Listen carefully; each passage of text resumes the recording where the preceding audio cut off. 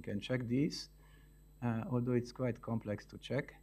And you recognize here also the n star parameter, epsilon 0, which are appearing directly in the equation, but not all of them is visible. They are in the u and the t variables.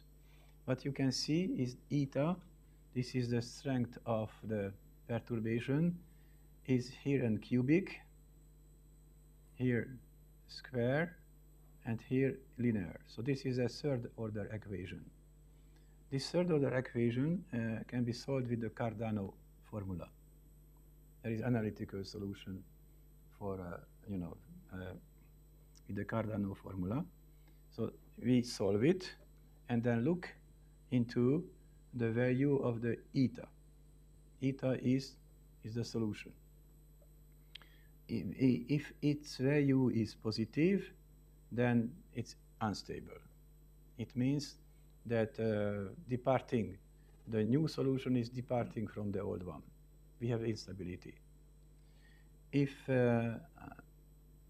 it is negative, then it's going back into the initial homogeneous solution. And we say there is an effective instability if it has a certain value. So the positive real part of the eta complex perturbation parameter, we call it E, the real part, just simple E. So this is the only single parameter which remains in this perturbation theory. And there is no more, one single. This E parameter is controlling all the variations in all the parameters. So we get, we can say that absolute limit strain we are going to get when the smallest, the smallest epsilon value is obtained for a given value of this E. E has to be reasonably small, not too big. This is the only problem of this perturbation theory, that it has this E parameter. We cannot help it better. There is one possibility to understand what the meaning of this parameter.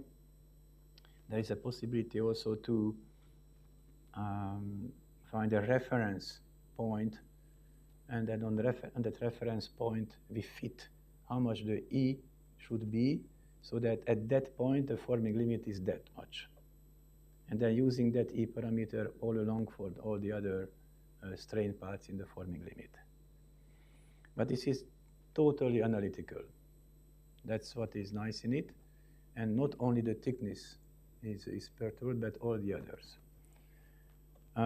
So actually the use of this is reduced to this E parameter, which is the solution of this single third order equation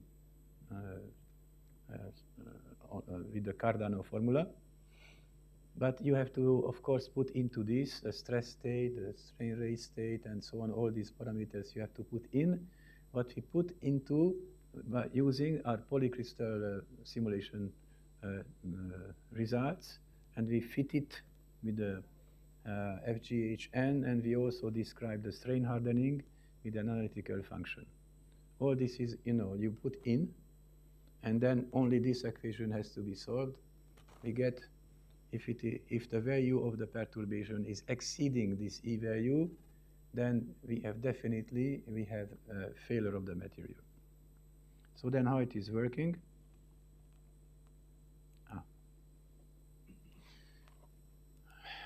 We get these forming limit diagrams. So this is from a simulation with polycrystal plasticity, but it's a kind of real material that we use, and it's aluminum, magnesium, silicium alloy was used for this purpose. And you see that as a function of this E parameter, we have different forming limit curves here. So for 1, this is how it goes. You see, this is the E equal 1. And then all the others, we went up to 10. It's describing basically the whole possible variations of the FLD. Then how to use it? Well, actually, we have to choose one of these FLDs. And of course, we choose that one, which, I mean, my proposition is like, let's take a tensile test, and the tensile test, it will break, and we simulate that one with the perturbation theory, and we get an E value which belongs to that limit strain. And that value is going to be used for all the other strain paths. There is no better proposition. So here is a result, for example, and this aluminum, magnesium, silicium material predicted by the perturbation theory with and also without strain path dependent hardening. But also, you know, here we have the perturbation has a direction on the sheet. You know, don't forget. So there is also, like in Marciniak, we have to vary the angle of the perturbation. So that is also in it. The minimum strain is looked for by varying the orientation of the perturbation. This is also in here. But this is very fast. The preparation only is a little bit, takes time, but once it is, we have all the equations, this is totally analytical. Actually, this is immediately giving the forming limit curves. So here is a solution, and here is with respect to experiment also. There are some experimental points. Here there are these black points, and here there is one point, I believe, here, and one is the testing in tensile testing. Two cases were plotted here without strain path dependent hardening and with strain path dependent hardening. You can see that the perturbation theory is producing beautiful forming limit curves and in agreement with experiment. So my proposition for you actually is using the perturbation theory for forming limit diagrams. Nobody is using that for the moment, as far as I know. Or perhaps you know better the literature, because this work was done in, I think, 1996. So since then, we published it, but you know, I mean, you can publish things and people might not do anything with this, you know. They might not even read it. Usually they don't. But sometimes there are followers and then they pick up. So I think it should be checked that whether the perturbation theory was used. A simple, what is a simple way to check it? You know, just on internet you go on perturbation method and then forming limit diagram, and you see if there is anything.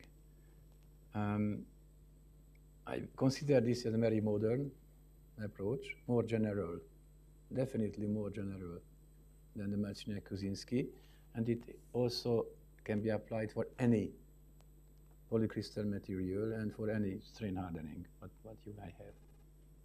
So then, this is applicable.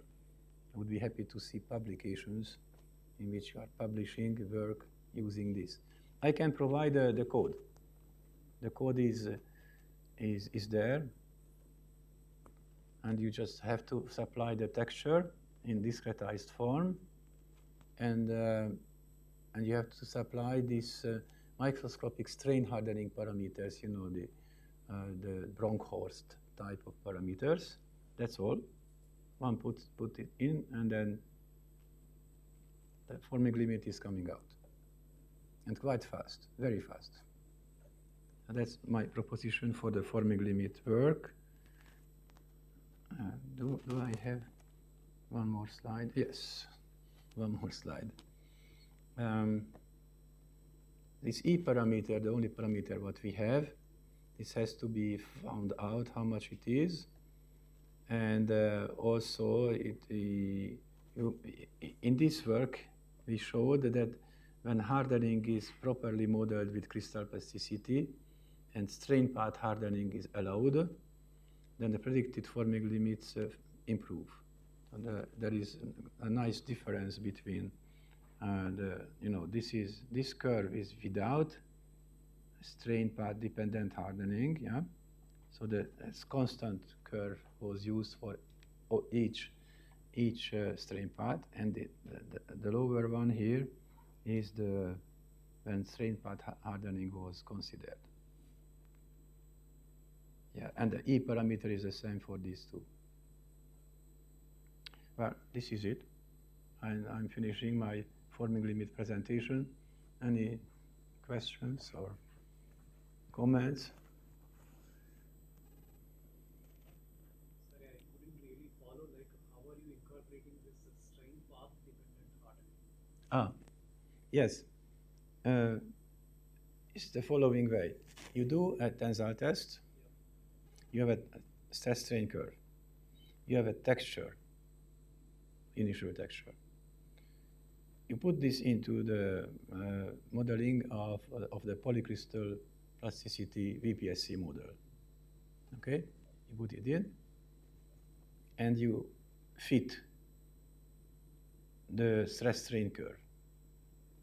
This fitting will provide you these microscopic parameters, the four Q parameters, and then the H, tau sat, and A parameters. Then this fitting is done. Then you do your forming limit calculation. The forming limit software is calculating the texture evolution and strain hardening for these raw strain paths. So starting from 0. Yeah.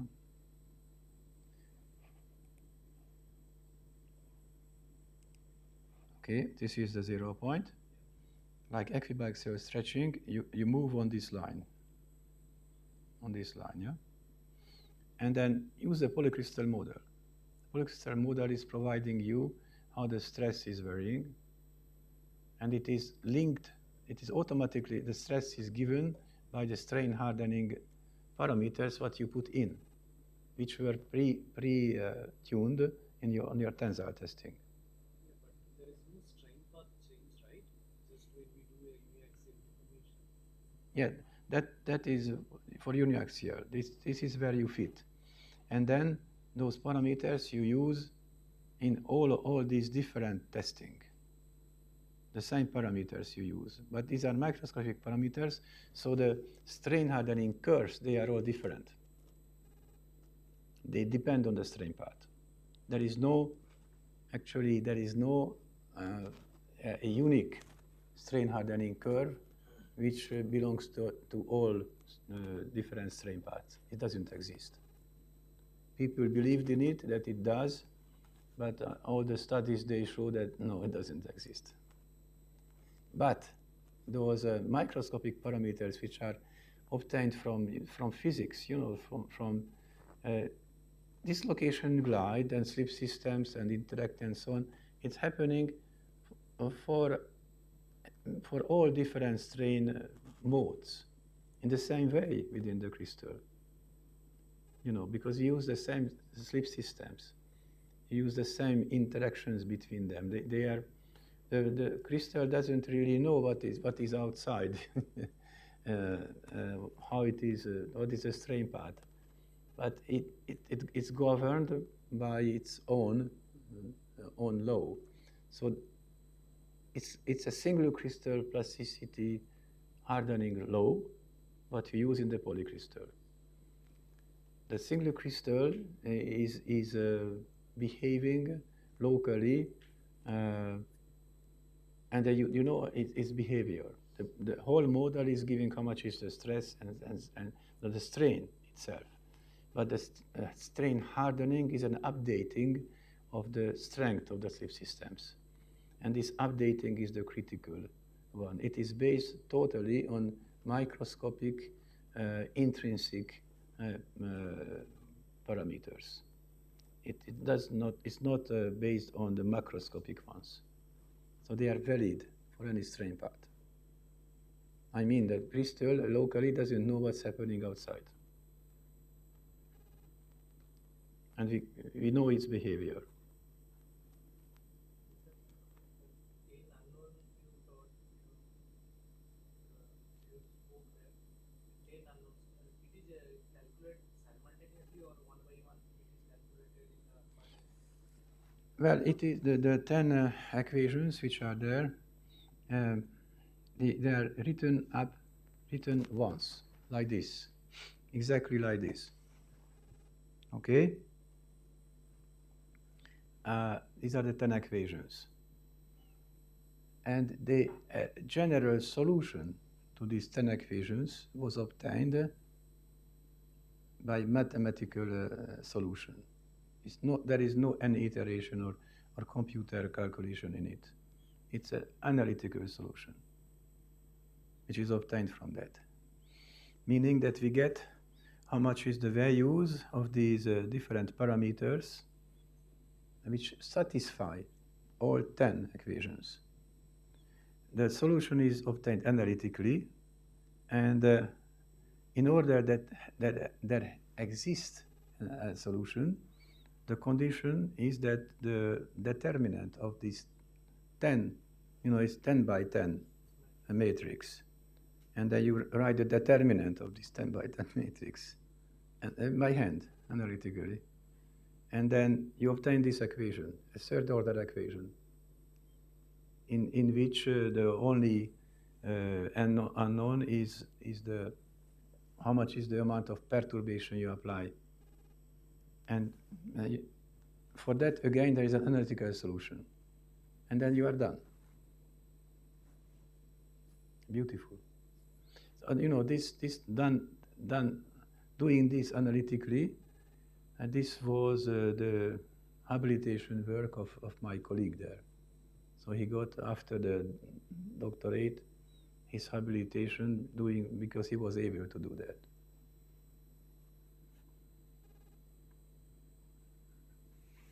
Nice work. But it's mathematics. You just need a little bit of thinking, and you can do that too.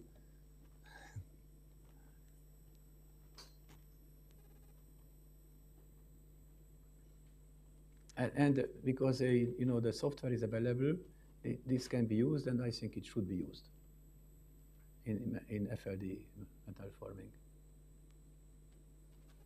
Any other questions?